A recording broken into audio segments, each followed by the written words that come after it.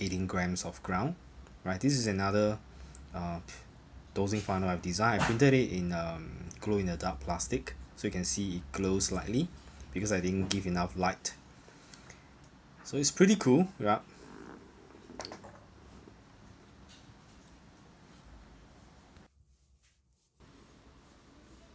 Some of my viewer feedback to me that after using the machine for quite some time, the machine start to behave differently from the first usage, right? So usually the problem is after using for some time, the machine extractions of coffee start to run very fast. The coffee become watery because of under extraction, right? This could be due to the fact that maybe you have stored a lot of beans in the hopper, and sometimes the coffee bean gets stuck in between the burr grinder, and when the burr grind the coffee beans, it jams for a little while before grinding it through, right? So the jamming movement actually caused the burr to readjust its position as you originally have set it, which means to say that after a while you will still need to run recalibration of your burr setting. So usually this will happen maybe in about 3 to 4 months. For my case, I usually recalibrate my machine after using about 2 to 3 months, right? So anyway, if you find that your extraction is not as per normal, even though you are running the same bean, same setting, everything remain the same, but it just extract too fast, right? This will be the time whereby you recalibrate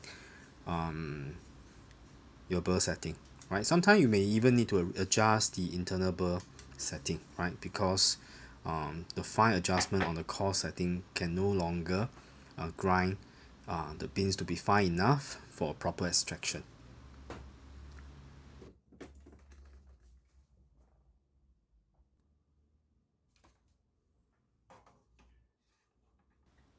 Okay, let's look at how the extractions of coffee is on the bottomless portafilter.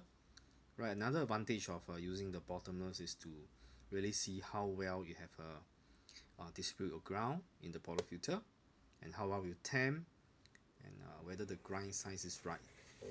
Because from the extraction flow, right, from how the coffee is being extracted from the bottomless filter portafilter, you can just see, right, you can see the flow at the start is okay, but there's a bit of channeling at the side, as you can see on the squirting,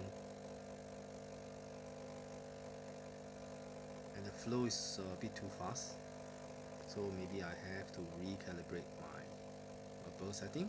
Right now is already at the preset core setting of 1, so I couldn't go any finer, so probably I need to adjust the internal burr. Right, as you can see, the drip tray is holding quite well. Right, so even I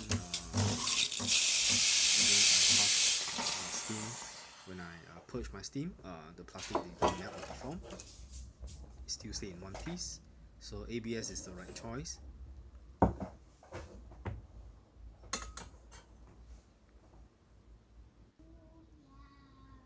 Right, the coffee still tastes quite good.